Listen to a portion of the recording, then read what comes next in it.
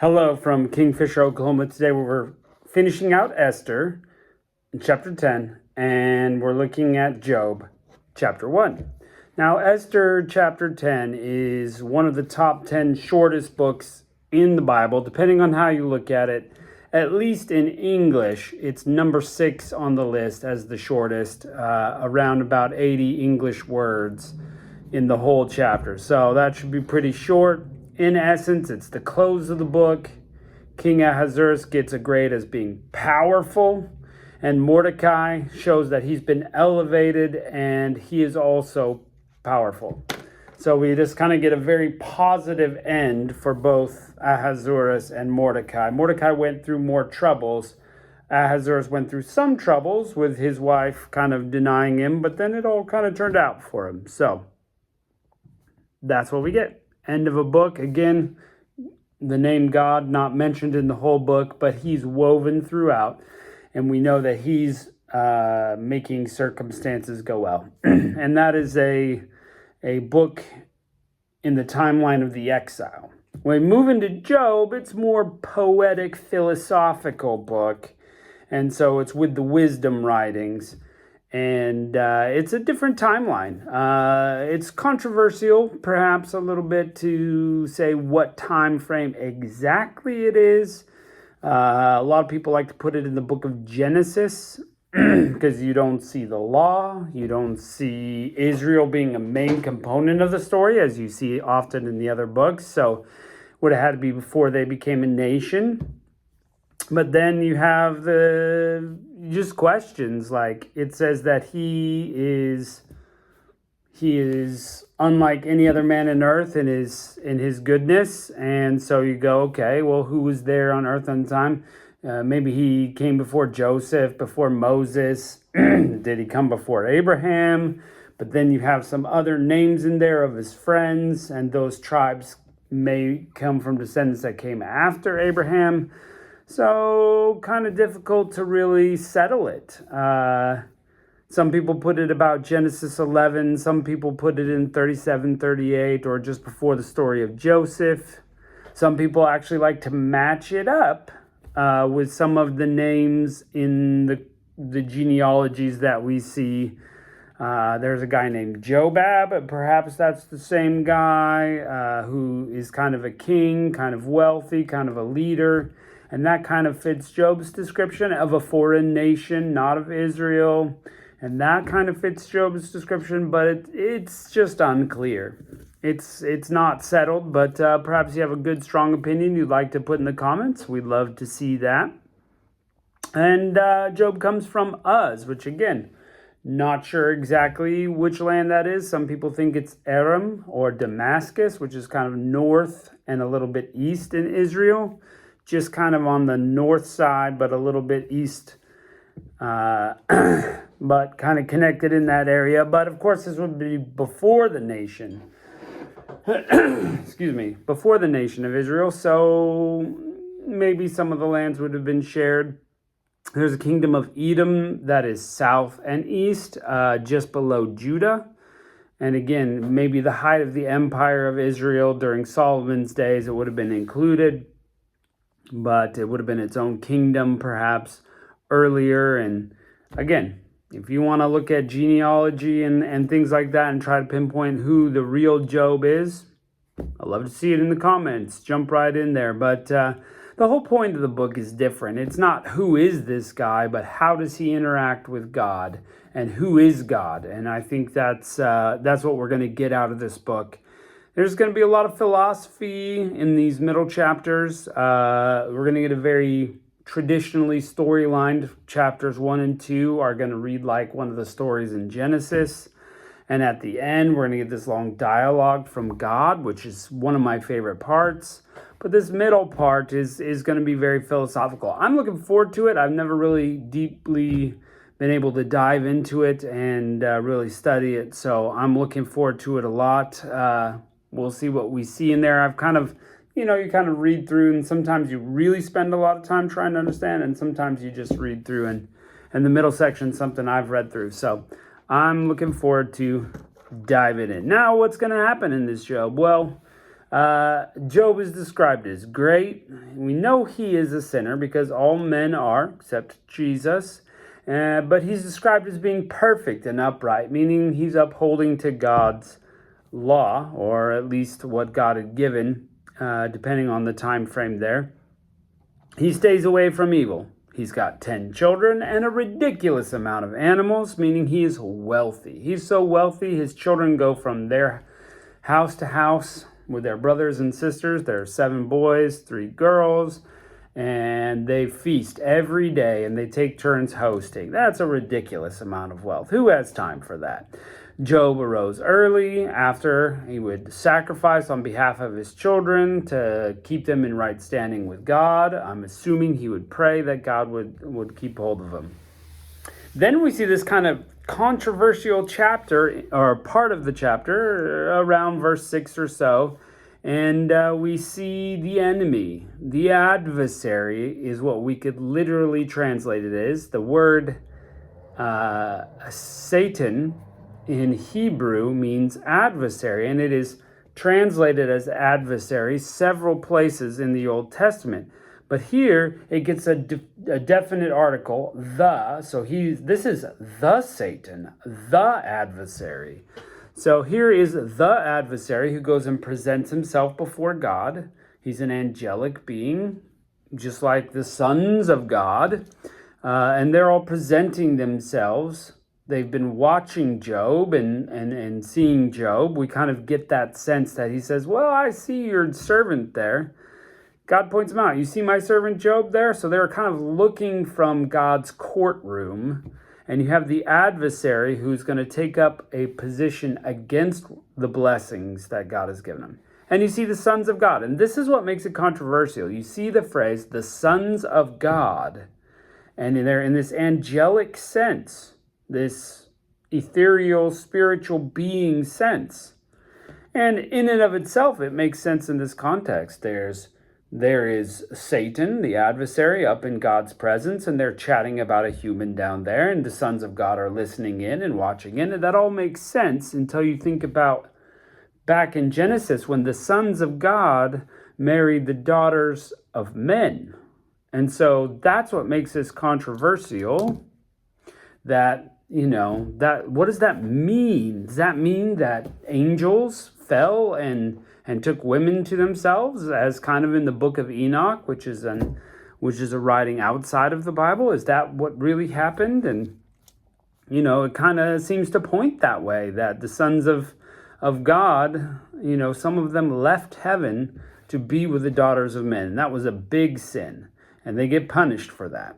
And maybe the Satan is one of those, because he's roaming about the earth. And anyway, just very interesting picture. And you have to say it's true because it's the Bible. So therefore, it's true. And so we just need to try to understand it. There's a mystery, and we need to let the Bible be mysterious sometimes. We can't just dismiss it because we don't understand it, or we can't just fit it in our box so that we can check it and feel good about ourselves.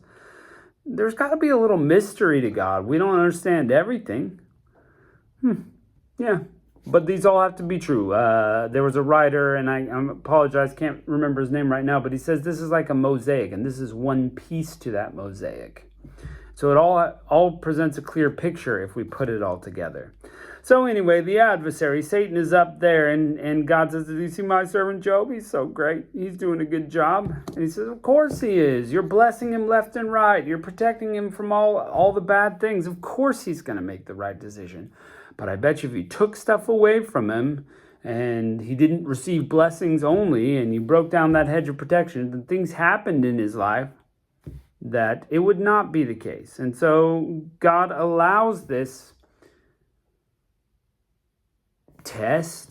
contest, situation to unfold where Job is going to have all his wealth taken.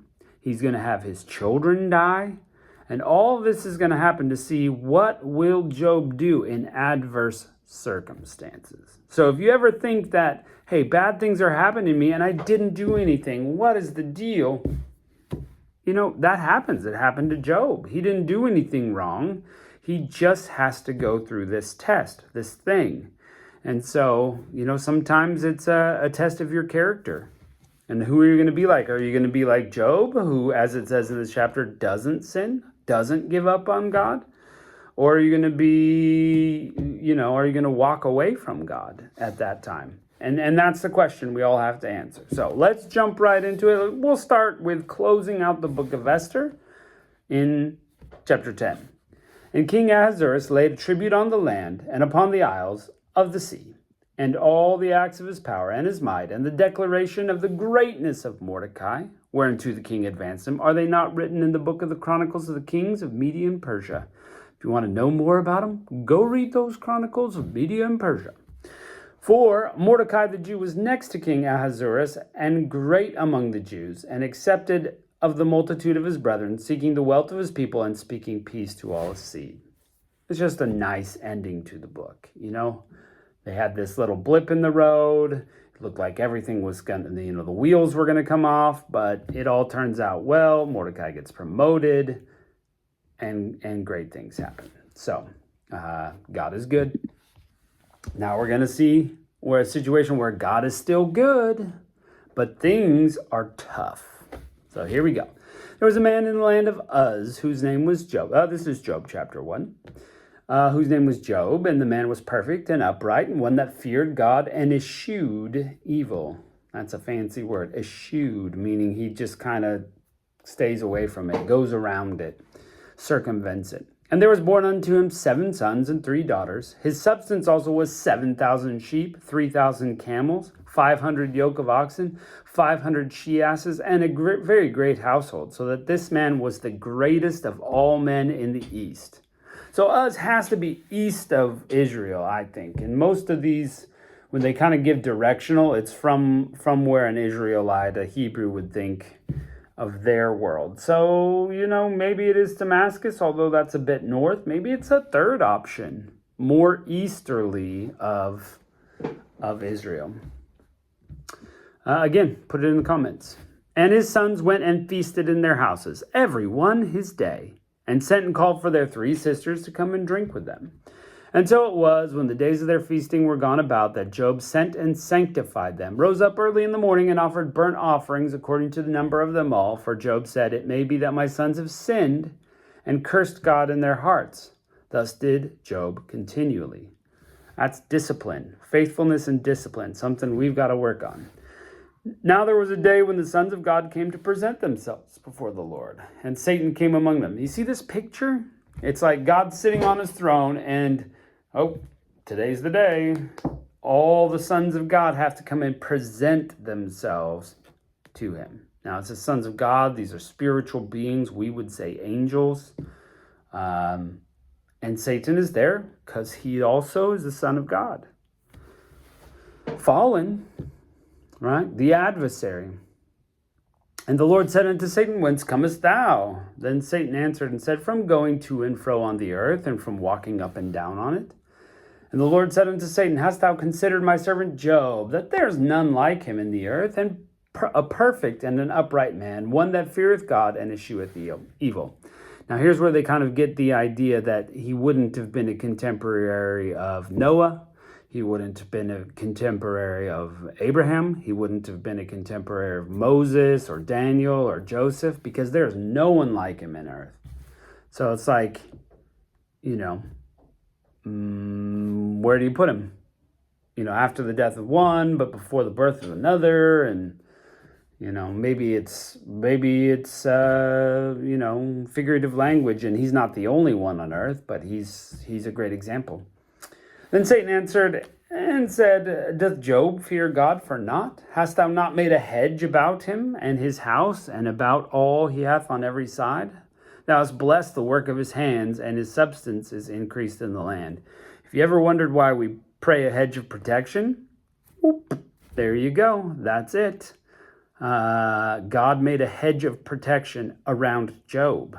And so we want that in our life, that hedge of protection. I know there are some comedians out there who've made some notes about that. Why is a hedge? Well, there it is, right there in the Bible. A lot of things that we get in American culture, we don't know why, but they are from Scripture. Thou hast blessed the work of his hands, and the substance of his land increased. But put forth thy hand now, touch all he hath, and he will curse thee to your face. Okay, so take away everything he has. I bet you he curses you.